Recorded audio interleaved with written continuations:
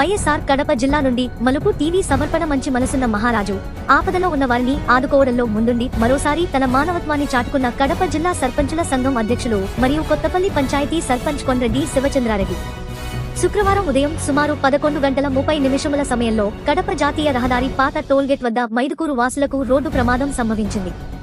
దైవదర్శనానికి ఆటోలో వెళుతుండగా పాత టోల్గేట్ వద్ద ఎనుము హఠాత్తుగా అడ్డం రావడంతో దానిని తప్పించబోయి ఆటో పల్టీ కొట్టింది.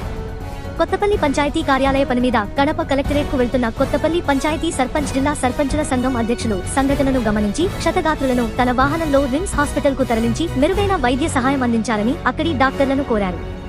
మానవతా దృక్పథంతో తమను ఆపదలో ఆదుకుని రిమ్స్ ఆసుపత్రికి తరలించిన సర్పంచ్ కొనిరెడ్డికి క్షతగాత్రులు అలాగే వారి బంధువులు కృతజ్ఞతలు తెలియజేశారు.